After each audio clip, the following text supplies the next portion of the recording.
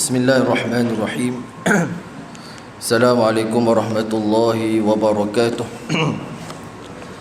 Innal hamdalillah nahmaduhu wa nasta'inuhu wa nastahdi wa nastaghfiruh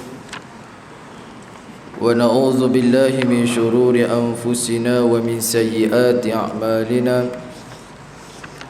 Man yahdihillahu fala mudilla lahu wa man yudlil fala hadiya lahu. أشهد أن لا إله إلا الله وحده لا شريك له وأشهد أن سيدنا محمد عبده ورسوله سبحانك لا علم لنا إلا ما علمتنا إنك أنت العليم الحكيم رب اشرح لي صدري ويسر لي أمري واحلل عقدة من لساني يفقهوا قولي يا معلم الحكمة علمنا يا معلم الحكمة علمنا يا معلم الحكمة علمنا وذكرنا ما نسينا وعلمنا ما جهلنا اللهم أخرجنا من ظلمات الوهم وأكرمنا بنور الفهم وافتح علينا بمعرفة العلم وسهل أخلاقنا بالحلم وجعلنا ممن يستمعون قولا فيتبعون أحسنه نوينا التعلم والتعليم ونفع والانتفاع والإفادة والاستفادة والتذكر والتذكير والحث على التمسك بكتاب الله وسنة رسوله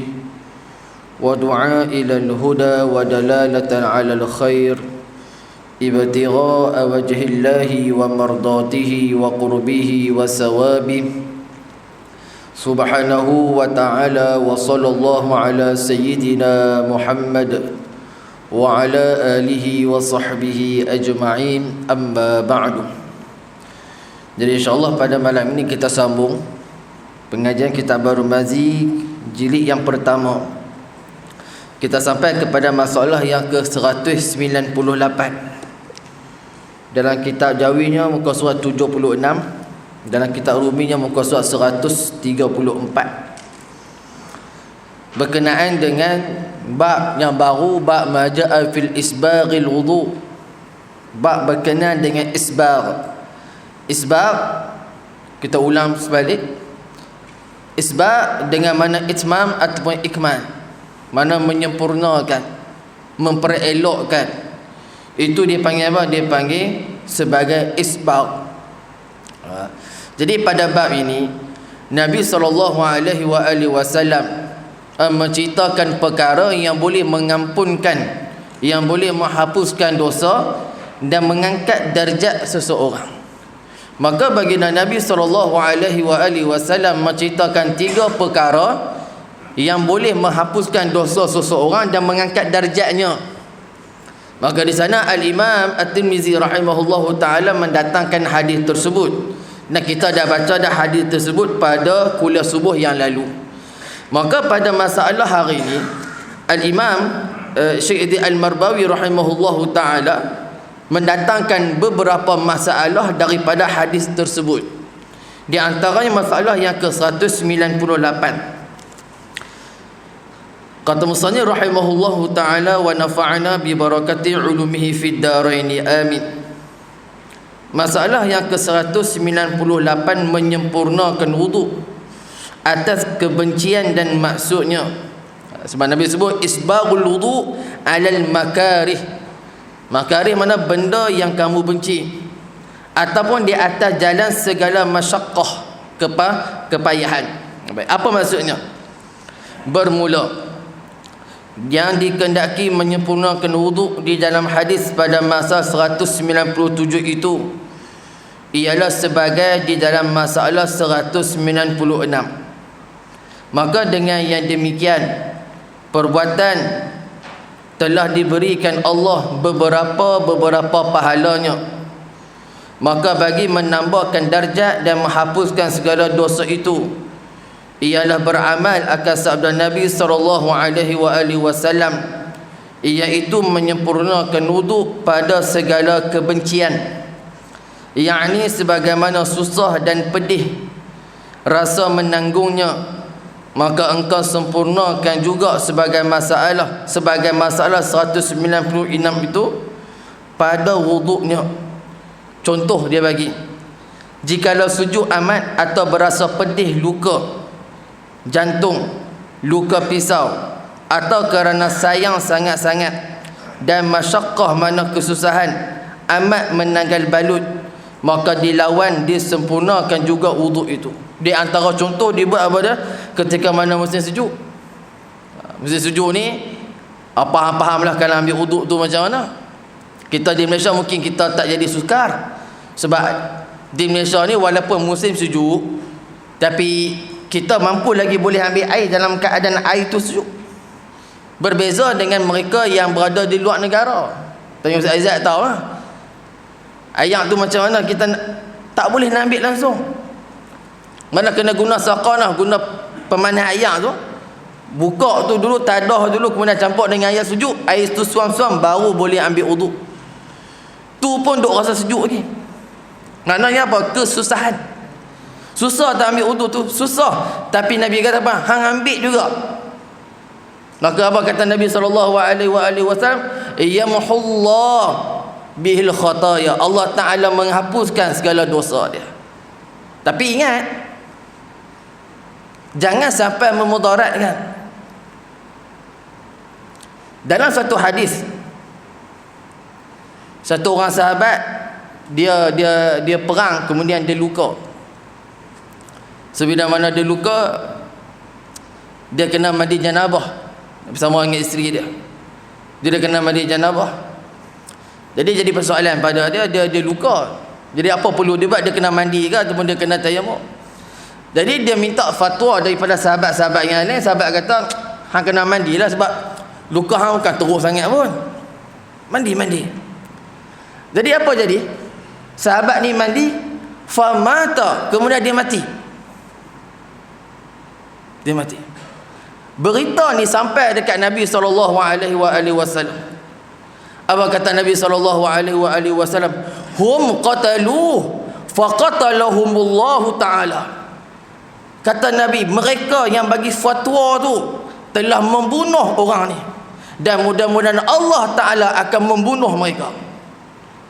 Maksudnya apa tuan-tuan? Dalam bab mudarat atau benda yang boleh mengancam nyawa, maka dia diletakkan nombor satu. Itu biasa. Mengaji dalam maqasidus syariah, benda tu sebut awal, kita panggil hifzun nafs, menjaga nyawa. Jadi kalau satu orang dia luka, tak boleh kena ayak, tabib, doktor, dia kata, pakcik, haji kalau nak semayang kita boleh kena ayak lah. Kalau kena ayak sakit lagi teruk. Kita baca hadis ni malam ni, kita kata, hai Nabi kata buat macam tu hapus dosa. Ambil. Bila mana ambil? Meninggal dunia. Sebab itulah tuan-tuan, untuk memaham hadis ni, maksudnya bukan Nabi SAW suruh kita susahkan diri kalau dalam keadaan tak mampu hang buat juga. Tak. Bukan macam itu maksud dia. Maksudnya apa? Kalau keupayaan diri kamu kena buat walaupun benda tu berat, dan kamu upaya untuk melakukannya dan tidak memudaratkan bagi kamu, maka kamu buatlah seperti mana yang dikendaki. Kalau sujud sangat, sujud, dan kita boleh tahan sujud, dan kita mampu tahan sujud dan tak ada mudarat, maka ambillah ayat sujud sekali pun tak apa. Ada luka sikit kena pisau, boleh kena ayak, tapi kena tahan pedih, tak apa. Kan mampu tak? Mampu, okey, jalan. Tapi kalau luka yang tabib, doktor nasihatkan tak boleh, mesti juga tak boleh kena ayak, kena balut. Doktor pesan jangan bagi kena ayak. Kalau kena ayak, luka makin teruk, kenalah tuan haji bawa kena kecil manis. Lagi luka-luka ni benda sensitif, dia balut elok-elok. Dia kata jangan bagi kena ayak, jangan bagi kena ayak. Dia nak faham hadis ni tuan-tuan. Kan isu hadis makan habatus sauda, makan madu semua. Saya tuan-tuan, dalam bab makanan ni, sebaiknya apa tuan-tuan? Al-Imam Al-Khattabi dalam kitab bila Ma'alimus Sunan, Syarah Sunan Abi Daud, bila mana mensyarahkan hadis berkenaan dengan makan habatus sauda, Yang Nabi kata habbatus sauda ni syifa bagi segala penyakit kecuali asam, kecuali apa? Antaranya mati ataupun tua dan sebagainya. Imam Al-Khattabi rahimahullahu taala kata apa dah? Orang nak makan habbatus sauda dia kena tahu, dia kena tanya dekat tabib. Tabib ni siapa? Doktor, tak kira lah dia siapa pun, dia pakar dalam bab tu. Maksudnya apa? Bukan beli habbatus sauda makan hari-hari kan. Berapa kuantiti nak makan, berapa, kita bahasa doktor dia panggil dos, berapa dos nak pakai, itu kena tanya ahlinya. Tak boleh ambil turun hadis kemudian makan. Sebab Al-Imam Ibn Hajar Al-Asqalani dalam Fathul Bari, Al-Imam An-Nawawi dalam Syarah Sahih Muslim mengatakan habbatus sauda hanya dimakan pada waktu musim sejuk, bukan pada musim panas. Sebab dia sendiri dah panas habbatus sauda tu. Makan tak masalah tuan-tuan, dia ada syifa dia, tapi makan kena ada cara dia. Makan macam makan madu, macam makan madu, dia ada dos yang perlu kita ikut. Begitu juga habbatus sauda dan sebagainya. Ini sebut bab mudarat tu. Jadi kalau tak boleh ambil juga berbalut simen, doktor kata tak boleh juga haji, tak boleh kena ayak. Kalau haji nak lalu saja boleh, tapi kalau nak basuh tak boleh, nanti jadi macam sekian. Dia pakar dalam bab tu. Kita tuan-tuan dalam agama kita pegang kawaid yang jelas apa dah? Fasalu ala zikri in kuntum la ta'lamun. Tu ya. Doktor dia orang tidak ada kelayakan untuk cerita bab agama kalau tidak ada basic agama. Orang agama tak boleh cerita bab perubatan kalau tak ada maklumat berkenaan dengan perubatan. Betul, fatwa yang dikeluarkan tuan-tuan semua diambil daripada mana? Daripada mereka-mereka yang pakar dalam bab perubatan. Jangan mentang-mentang kita ustaz, kita cakap ikut dan kita ada. Dalam bab ni tuan-tuan bagi pada pakar dia. Cuma kita akan keluarkan fatwa. Antaranya tuan-tuan, saya bukan baru lah, mana bulan 12 tahun lepas kita ada daurah berkenaan dengan darah haid wanita. So dalam mazhab Syafi'i, apa sahaja darah yang keluar daripada kemaluan orang perempuan, maka dia itu adalah mani' kepada solat. Mani' maknanya apa dia? Mani' mana tak boleh semayang. Okay. Saya tanya soalan kepada tuan guru tersebut. Kalau satu orang wanita yang dia ada masalah pipi, pipi ni mana uri-uri, placenta kan, dia duduk di bawah dan mendatangkan pendarahan, dia berdarah, uri duduk bawah, kemudian perempuan tu akan keluar darah. So darah tu nak hukum apa? Darah yang keluar daripada, kaedah umum mazhab Syafi'i, setiap benda yang keluar daripada kemaluan, terutamanya orang perempuan, maka dia dihukum pada sebagai mani'us salah, dia sebagai penghalang kepada solat, mana tak boleh semayang. Jadi kalaulah plasenta tu ataupun kita kata uri tu jatuh ke bawah dan menyebabkan pendarahan kepada satu orang perempuan, jadi orang perempuan ni dia kena semayang ke dia tak perlu semayang? Dia kata tuan guru tersebut, Ustaz Ahmad Ruzani, kata tak boleh semayang, tak boleh semayang. So saya tanya balik, Ustaz, bukan haid, dia darah uri itu sendiri. Dia kata ya akhi, macam ni Ustaz, kaedah setiap darah yang keluar daripada kemaluan wanita, maka dia sebagai apa? Mani' kepada solat, mana dia tak boleh semayang, sehinggalah dia kena tunggu tempoh 24 jam baru dia boleh solat. So tanya dekat doktor ni darah apa? Doktor mesti jawab, ni pendarahan disebabkan uri. Doktor dia sebut bab tu, bab boleh semayang tak boleh semayang, tanya dekat ustaz,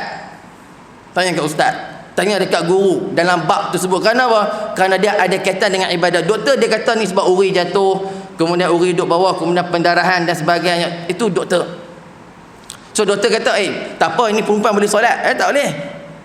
You doktor cakap bab doktor je, bab solat tak solat ni serah ke ustaz. Sebab apa? Dia tahu benda tu boleh semayang ataupun tak boleh semayang. Sebab mani' kepada solat apa? Darah.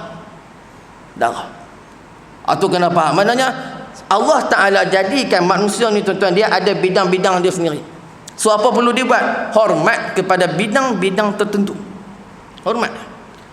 Jangan kita dia ni bukan pakar bidang, tak, dia pakar dalam bidang tu, serah pada dia.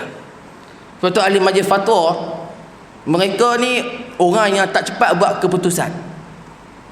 Sangat detail, sangat komplit. Dan tuan-tuan tengok malam forum perdana Awal Islam, tak tahulah tuan-tuan tengok ke tak, himpunkan semua mufti-mufti, bukan mufti pun ada, dan sebagainya, pakar-pakar semua pasal isu vaksin. Hangat isu ni.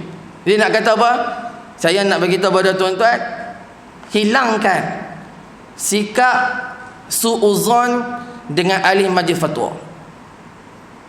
Tak ada tuan-tuan orang yang duduk dalam majlis fatwa tu saja-saja nak pergi suruh apa, kita pergi ambil vaksin COVID tu, pergi cucuk ikut dan kita, tak ada. Dia ada data dia. Lepas tu penting tuan-tuan untuk kita apa, menghormati setiap fatwa yang dikeluarkan oleh para ulama. Hatta ustaz miri pun kena hormat.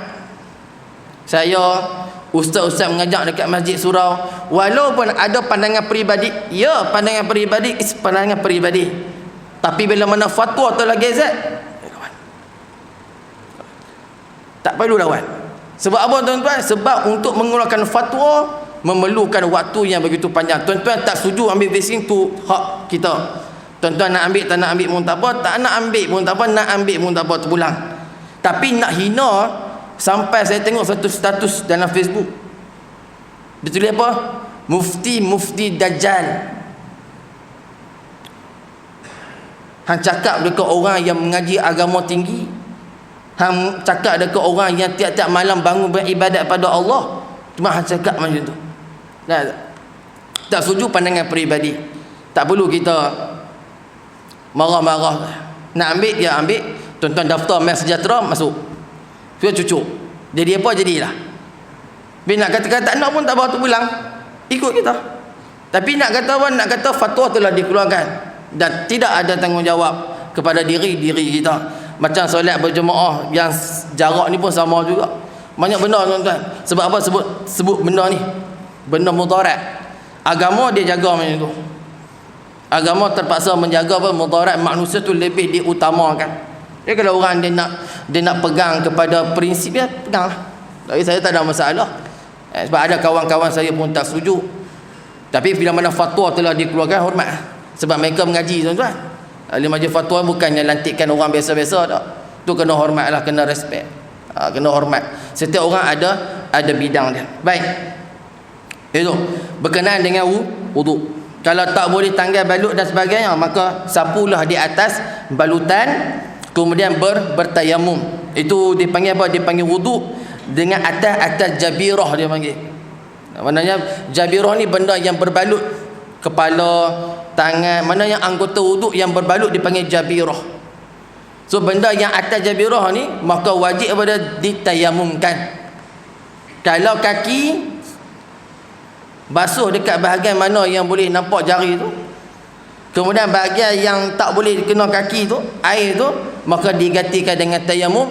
Bukan sapu kaki tak, kaki takkan sapu, tetap juga sapu muka dan juga tangan. Dia tak termasuk, dia tayamum dua je, muka dan tangan. Mandi janabah sama, mandi janabah pun muka tangan juga. Dia takkan pergi satu badan, pergi golek-golek kat pasir, bukan. Dia muka dengan tangan. Tu bab jabirah. Itu jangan bahas dah dalam bab fiqh. Dia ada satu bab dipanggil bab jabirah, mana bab balutan, tangan yang berbalut, kepala yang berbalut, ataupun anggota wuduk yang tak boleh kena air, maka ditayamumkan. Dan tiada mahu pakai balut luka atau ubat-ubat semuanya dibuang, dan tanggung pedih mengambil air sembahyang itu.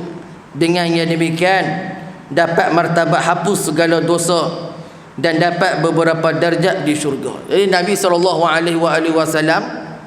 beri pilihan kepada satu orang sahabat Nabi. Dia datang, dia sakit teruk. Dia kata, ya Rasulullah, doakanlah kepada Allah supaya Allah sihatkan saya.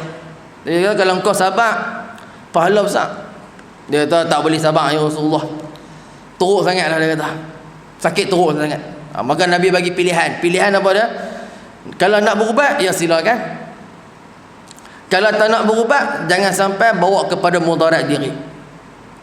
Itu ulang. Maknanya kita punya badan, kita punya diri, kita punya lah. Tapi nak kata agama memang mengangkat segala mudarat yang boleh menjadi asbab kepada satu orang tu disakiti. Agama dia angkat segala mudarat yang dengan mudarat itu akan menyebabkan nyawa hilang, pun agama dia angkat benda tersebut. Itu kawaid banyaklah dalam kawaid fiqh berkenaan dengan mudarat. Kemudian masalah yang ke-199, langkah banyak ke masjid besar pahalanya adalah dengan sambungan hadis dalam masalah 197 bahwasanya orang yang banyak datang ke masjid itu besar pahala kepadanya, kerana sabda Nabi SAW, wa kasratul khuta ila al-masajid, dan banyak langkahnya ke masjid, yakni orang yang jauh duduknya dari masjid dan selalu datangnya, maka ialah orang yang dihapuskan Allah Ta'ala dosanya atau dipadamkan segala dosa yang diperbuatnya dari dalam daftar malaikat, atau diampun semua dosanya dan dapat beberapa darjat syurga. Jadi Nabi sebut wa qasratul khuta ila al-masajid, maksudnya apa dah? Banyak berjalan. Maksudnya rumah dia jauh daripada masjid. Tapi kalau rumah dekat dengan masjid, tuan-tuan tak payah tuan-tuan pusing jalan jauh, jalan macam biasalah. Cuma ini satu kelebihan ya Allah Ta'ala berikan kepada siapa? Mereka yang jauh daripada masjid. Jauh tu sanggup datang dengan basikal mungkin, dengan motor mungkin, dengan kereta dan sebagainya, maka setiap daripada itu menggugurkan dosa dan mengangkat darjat. Masalah yang ke-200, langkah banyak ke masjid-masjid dan maksudnya adalah dikendaki dengan banyak langkah itu ialah daripada jauh rumahnya ke masjid serta datangnya banyak kali, 5 waktu dah setiap kali. Maka janganlah sangka orang yang dekat dengan masjid maka berkehendak banyak langkah ke masjid, maka pergi ia dengan pusing belik jalannya. Tak perlu. Maka yang demikian itu tiadalah masuk bilangan. Ataupun masjid yang dekat rumahnya ada, tetapi dengan kerana ia berkehendakkan langkah banyak pergi ia ke masjid yang jauh dan tinggal masjid yang dekat, tak boleh. Kita ada masjid, Masjid Bukit Jana ni, ada satu lagi masjid jauh, kita pergi masjid tu, tanya pasal apa? Nak dapat pahala banyak? Tak. Afdal menghidupkan apa? Menghidupkan masjid di kota sendiri lebih afdal. Tu hukum dia. Melainkan seandainya ada berapa masalah, di antaranya semayang imam bacaannya tidak tepat.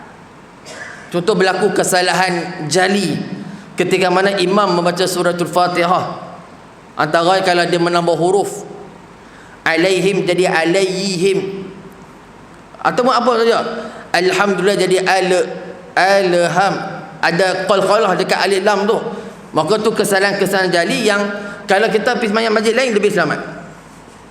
Tapi imam macam ni perlulah ditegur. Kalau ada beberapa kesalahan maka ditegur. Tapi kalau dia tak mau terima teguran, masih lagi mengekalkan kesalahan tersebut, maka jemaah pergi tempat lain maka lebih afdal. Tapi selalunya para imam kita, bacaan mereka telah ditasmik oleh majlis agama. Siapa-siapa imam pun di negeri Perak ni, memang saya pun dulu bulan berapa Haji Nayang, bulan 12 je ada tasmik. Tasmik ni mana kita dengarkan bacaan dekat mereka ustaz-ustaz ataupun mereka daripada majlis agama untuk dengarkan bacaan. Itu memang ada. Jadi kalau salah bacaan yang tu je kesalahan jali. Kesalahan jali mana kesalahan yang mengubah makna struktur Al-Quran, juga menambah huruf dalam Al-Quran. Yang ketiga, tidak tasydid kepada bacaan yang ada tasydid. Dalam fiqh Syafi'i kita dalam Fatihah ada 14 kalau tak salah saya. Ada dipanggil tasydid yang ada sabdu tu. Bismillahirrahmanirrahim. Tu semua kena ada tasydid. Iyyaka dibaca iya dan kita dengar jelas. Maka benda tu boleh merosakkan solat, maka dia pergi sembahyang jauh tak apa. Tapi kalau imam tu bacaan dia tepat. Cuma saya ni tuan, ada dalam riwayat Imam At-Tirmizi, Imam Abi Daud berkenaan dengan Imam Tirmizi pun ada kitab Baru Mas jilid yang kedua, perbahasan berkenaan dengan imam yang makruh menjadi imam. Imam yang mana? Imam yang tidak disukai oleh ahli jemaah. Ni kena faham sungguh-sungguh. Kata guru saya almarhum Ustaz Adlan bin Abdul Aziz, dia kata untuk memahami konteks nas ni yang makruh semayang, makruh imam semayang dalam keadaan makmum tidak suka kepada dia. Jadi apa maksud dawabit bagi makmum tidak suka kepada imam? Makmum tak suka pada imam. Apa dawabit? Adakah kerana masalah peribadi? Adakah kerana imam tu pernah tegur dia satu benda sampai dia benci pada imam tu? Ataupun mungkin imam ni jenis garang sangat, cengeng sangat. Ataupun ada benda-benda. Maka agama kata apa? Yang dibenci pada sudut apa? Pada sudut kalau imam tu dia pernah melakukan sesuatu benda yang menyalahi syarak dan dia tak pernah berubah daripada melakukan benda tersebut. Benci kerana benda tu, maka imam tu jadi apa? Makruh. Tapi kalau setakat isu kecil-kecil, mungkin imam ni tegas menegur makmum. Ada satu kes di satu masjid, imam tu memang tak disukai oleh ahli jemaah. So saya risik-risik lah tanya, pasal apa tak suka dengan Tok Imam? Ni ustaz tak boleh tengok orang, kira tegur je. Kalau buat macam tu tak ada apalah. Taklah dia makruh jadi imam. Lihatlah kalau imam ni memang terkenal dengan apa? Kejahatan yang dia buat, dia kekal dengan kejahatan tu, kita tak suka dia. Sebab apa? Semayang di belakang imam, imam menjadi makmum, imam jadi imam kepada makmum dalam keadaan makmum tak suka pada, hukum dia makruh. Tapi semayang belakang dia tetap sah. Macam satu orang kita semayang di belakang ni ahli fasik, dia orang fasik. Fasik macam contoh, tapi tak jadilah contoh. Dia duduk rumah, basuh kereta betul-betul pakai suat pendek. Tok Imam basuh. Kita nampak Tok Imam suat pendek nampak? Tak apa dalam rumah. Tak apa dekat rumah. Maknanya dia telah membuka auratnya dan dia berdosa. Dan dia pula duk buat benda tu selalu. Jadi berimam kepada dia apa? Okey, boleh hukumnya sah tapi makruh. Makruh. Makruh. Melainkan kalau satu orang imam berfahaman dengan fahaman yang sesat. Ataupun fahaman tu fahaman yang bawa kepada kufur, itu langsung bukan tak boleh ikut, malah tak sah ikut imam tersebut. Tapi nak kata apa? Nak kata berhati-hati tuan-tuan bila mana kita baca satu hadis Nabi berkenaan dengan larangan imam menjadi imam kepada makmum yang tidak menyukainya. Sebab apa? Sebab banyak tempat jadi bila mana jadi macam ni, kata terus pecat tu imam, tak boleh. Apa sebab makmum tak suka? Adakah kerana hal peribadi yang kecil, ataupun imam ni dia ada melakukan kesalahan, dia kekal dengan kesilapan tu dan makmum tak suka benda tu berlaku, barulah kita boleh barulah boleh mengambil tindakan. Tapi kalau setakat hal-hal peribadi yang kecil, maka tak makruh. Lepas tu kalau kita baca dalam hadis Nabi, kita akan jumpa berkenaan dengan Nabi larang. Itu kalau imam lah. Kalau imam tu bacaan dia silap, ataupun bacaan dia tu tak betul dan kita cari masjid lain, okey, tak apa. Tapi kalau imam bacaan dia baik, bacaan dia okey, kita nak juga cari masjid lain sedangkan masjid dalam qaryah kita ada, maka perbuatan tersebut apa dia? Perbuatan tersebut menyelisih yang terbaik. Sebab apa? Yang baiknya adalah apa? Semayang di masjid kita, di kawasan qaryah kita. Hidupkan masjid di kawasan qaryah kita. Beza dengan surau. Surau dia duduk dekat surau, jadi dia nak hidupkan surau ke nak hidupkan masjid? Pertama sekali tuan-tuan, surau dengan masjid dia satu benda yang sangat berbeza, dia tak sama. Surau kalau tidak ada imarah pun tidak ada masalah. Masjid jangan. Masjid mesti ada imarah, maksudnya mesti dihidupkan. So kalau masjid tak dihidupkan, surau saja dihidupkan, maka maka ni problem kepada ahli qaryah. Tu kalau ada surau, mungkinlah semayang zuhur, semayang asar, sebenarnya orang surau tak ada, mungkin bekerja dan sebagainya. Masjid sembahyang dia ramai, maka afdal apa? Afdal cari tempat yang solatnya ramai. Solat ramai. Tapi apa penting penting menghidupkan masjid di kawasan qaryah kita tu penting. Penting sangat penting. Hidupkanlah tuan-tuan, macam mana cara menghidupkannya itu terpulanglah kepada masing-masing. Cuma apa? Hidupkan masjid di kawasan-kawasan qaryah kita tu lebih afdal. Janganlah dia sampai dia kata dia nak dapat pahala banyak ke masjid, dia cari masjid lain, tinggal masjid dia. Itu tak boleh. Dan itu bukan maksud kepada hadis ni. Hadis ni kata ulama apa? Keistimewaan kepada mereka yang duduk jauh daripada masjid, dia sanggup mai sembahyang di masjid, maka pahalanya banyak. Tapi kalau rumah kita dekat dengan masjid, tak perlulah kita pusing jalan jauh kemudian baru sampai masjid, tak perlu. Kecuali sembahyang raya. Sembahyang raya memang jadi satu sunnah daripada Nabi SAW. Datang jalan lain, balik jalan lain. Contoh kalau rumah kita tu sebelah masjid, main gitu je lah. So nanti kalau kan duduk pintu rumah kita, main ikut pintu belah kiri ni, belah kanan tuan-tuan. So bila mana balik, ikut pintu belah ni. Itu je. Dan itulah yang Nabi SAW buat ketika mana apa? Ketika mana sembahyang raya. Nabi ikut jalan lain. Terpulanglah kepada kita. Tapi itu di antara benda yang menjadi perhatian ataupun dibuat oleh baginda Nabi SAW. Habis berkenaan dengan waqasatul khuta ilal masajid. Kemudian masalah ke-201. Ini antaranya benda yang besar. Apa dia? Menanti sembahyang kemudian daripada sembahyang. Maknanya tunggu waktu lah. Macam kita antara maghrib dengan isyak ataupun waktu-waktu yang lain. Soalnya telah lalu di dalam hadis pada masalah 197 itu menyebutkan menanti sembahyang. Kemudian daripada sembahyang itu amat besar pahalanya, iaitu hapus dan padam, dan diampun Allah segala dosanya, dan diberi pangkat-pangkat di dalam syurga. Maka menanti sembahyang itu ialah duduk menanti sembahyang jamaah di dalam masjid daripada satu waktu kepada satu waktu. Termasuk juga tuan-tuan tunggu secara fardi, terutamanya orang perempuan. Orang perempuan sembahyang di rumah, maka dia menanti-nanti untuk masuk waktu berikut juga, termasuk dalam hadis ni.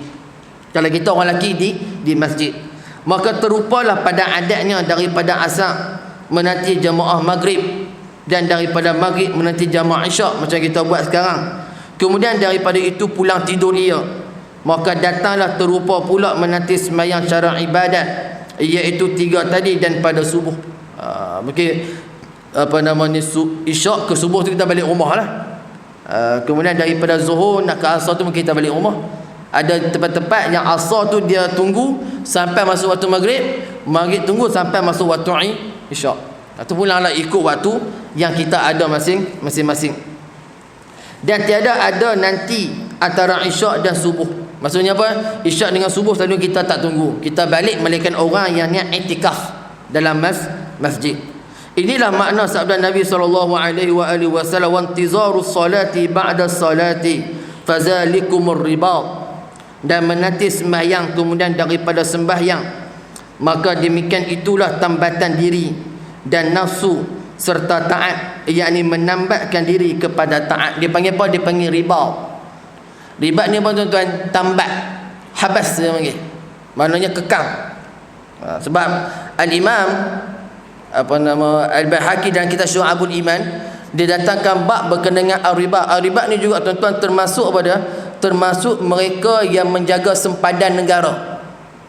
Macam polis yang buat SJR ke, yang jaga sempadan, dia orangnya termasuk dalam ar-ribat. Al-Imam Al-Baihaqi dan Syu'abul Iman mendatangkan hadis berkenaan dengan apa? Berkenaan dengan ar-ribat ni. Ribat ni mana? Tambat diri. Maksudnya apa? Jaga sempadan, jaga keselamatan orang awam. Ini semua termasuk dalam ribat. Dan orang yang termasuk dalam ribat ni tuan-tuan dipanggil orang yang melakukan ibadat. Betul kata para ulama, orang awam ibadatnya adalah solat. Maka ada pun mereka yang ribat, mereka yang terlibat dalam menjaga-jaga keselamatan orang awam, ibadat mereka adalah menjaga keselamatan awam. Tu Allah bagi pahala. Untunglah untung bagi askar asalkan sepanjang melakukan itu tidak melakukan perbuatan yang haram. Itu syarat dia. Jadi dapatlah pahala. Itu keuntungan yang Allah bagi kan. Cuma dalam hadis ni lain. Dalam hadis ni dia ada sangkut paut tunggu semayang dan menahan diri daripada jangan balik ke rumah. Tapi dalam hadis yang lain memang ada khusus berkenaan dengan hadis jaga sempadan. Dia panggil ribat. Ada ulama kata jihad fisabilillah juga termasuk dalam apa dia? Dalam ribat. Baik. Habis berkenaan dengan hadis tersebut. Masalah 202. Bergantung hati dengan sembahyang. Ya saudaraku, adalah hadis dalam masalah 201 itu yuhtaman, mana diandaikan bermaksud ia dengan makna bergantung hati dengan sembahyang, maka bergantunglah hati itu terupa ia pada segala sembahyang yang 5 waktu. Maksud bergantung hati pada mana kita tunggu daripada satu waktu kepada satu waktu. Atau juga termasuk kalau kita tak duduk di masjid, perasaan kita nak main masjid tu. Kalau tak main sehari masjid jadi macam tak seronok. Ada orang macam tu, memang ada. Qalbuhu mu'allaqun bil masajid, kata Allah, kata Nabi. Maknanya orang yang hatinya tu dah tertakluk di masjid, maka mereka ni tuan-tuan layak untuk dapat naungan arsy Allah. Yang punya hati dia tu masjid, tak nampak lain dah. Rumah masjid, rumah masjid, rumah masjid.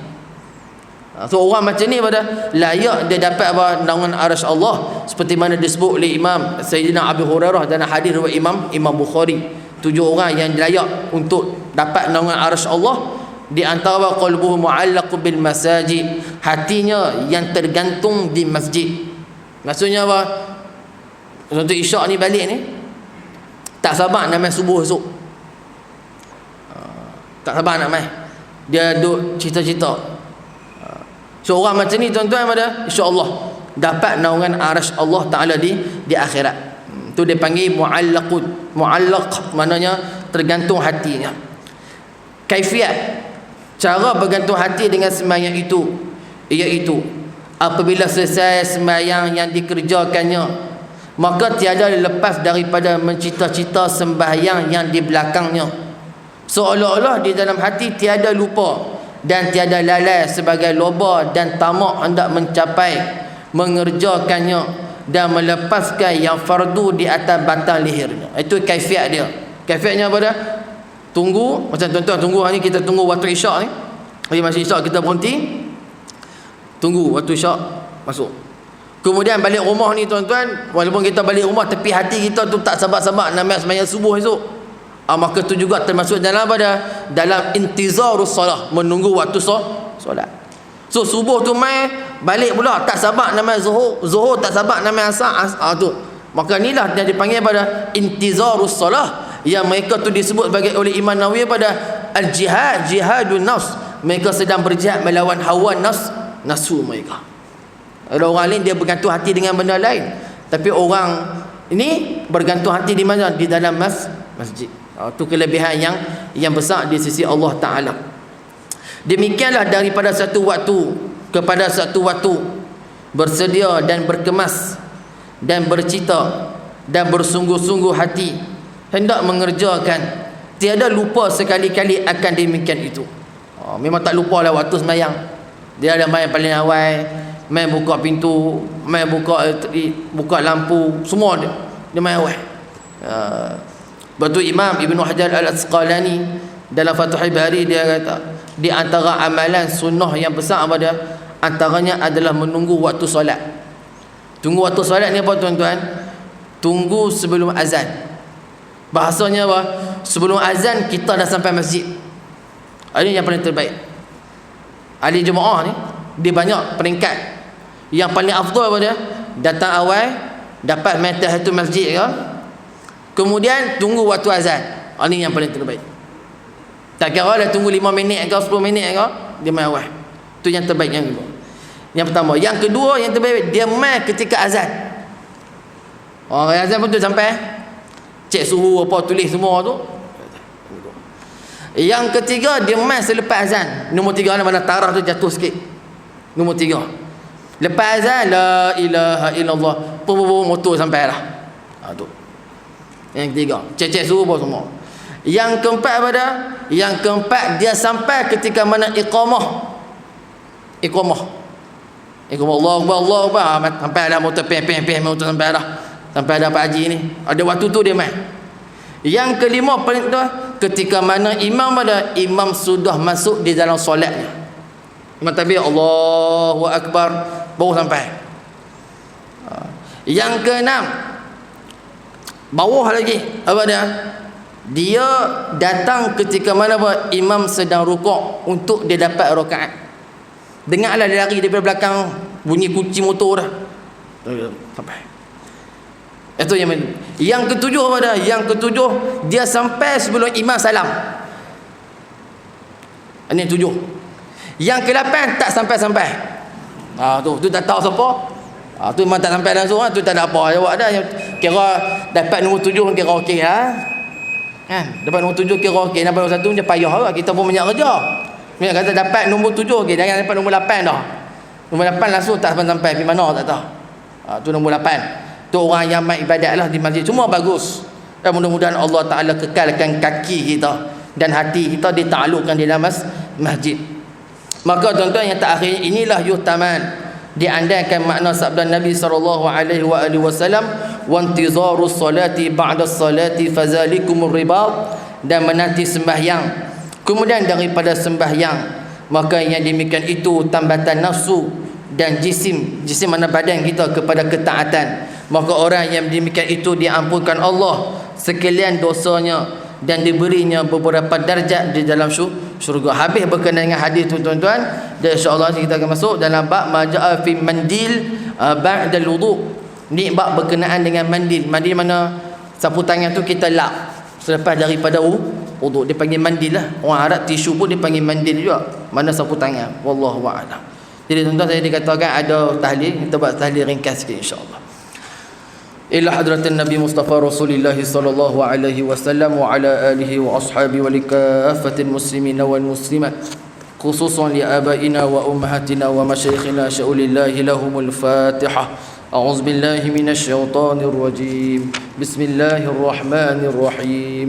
الحمد لله رب العالمين الرحمن الرحيم مالك يوم الدين إياك نعبد وإياك نستعين اهدنا الصراط المستقيم صراط الذين أنعمت عليهم غير المغضوب عليهم ولا الضالين آمين. بسم الله الرحمن الرحيم. قل هو الله أحد الله الصمد لم يلد ولم يولد ولم يكن له كفوا أحد. بسم الله الرحمن الرحيم. قل هو الله أحد الله الصمد لم يلد ولم يولد ولم يكن له كفوا أحد. بسم الله الرحمن الرحيم. قل هو الله أحد الله الصمد لم يلد ولم يولد ولم يكن له كفوا أحد. لا إله إلا الله والله أكبر. بسم الله الرحمن الرحيم. قل أعوذ برب الفلق من شر ما خلق ومن شر غاسق إذا وقب ومن شر النفاثات في العقد ومن شر حاسد إذا حسد. لا إله إلا الله والله أكبر. بسم الله الرحمن الرحيم. قل أعوذ برب الناس ملك الناس إله الناس من شر الوسواس الخناس الذي يوسوس في صدور الناس من الجنة والناس. لا إله إلا الله والله أكبر. بسم الله الرحمن الرحيم. الحمد لله رب العالمين الرحمن الرحيم مالك يوم الدين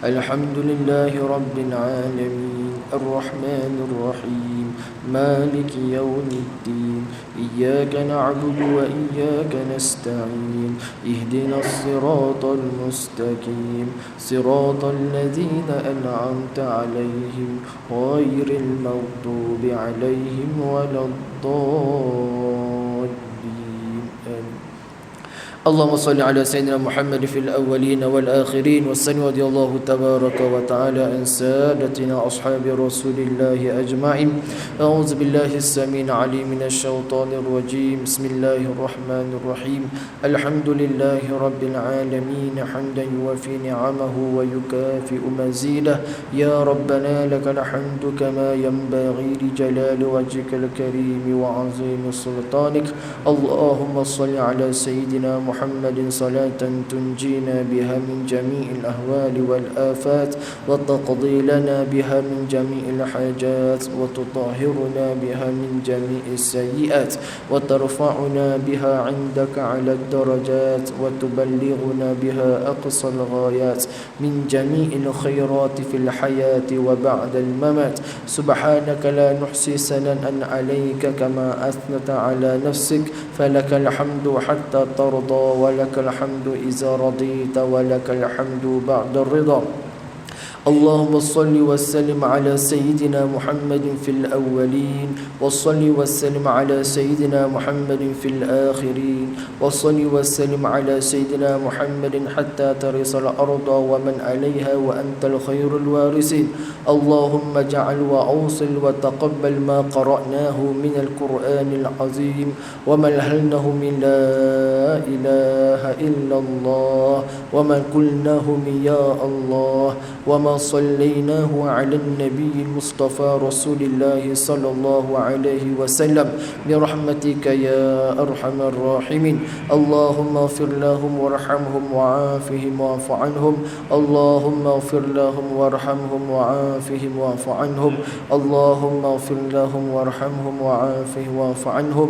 اللهم فكاكا لهم من النار وسترا لهم من النار ونجاة لهم من النار وفداء لهم من النار برحمتك يا أرحم الراحمين. ربنا آتنا في الدنيا حسنة وفي الآخرة حسنة وقنا عذاب النار. وصلى الله على سيدنا محمد وعلى آله وصحبه وبارك وسلم والحمد لله رب العالمين. تقبل الله منكم.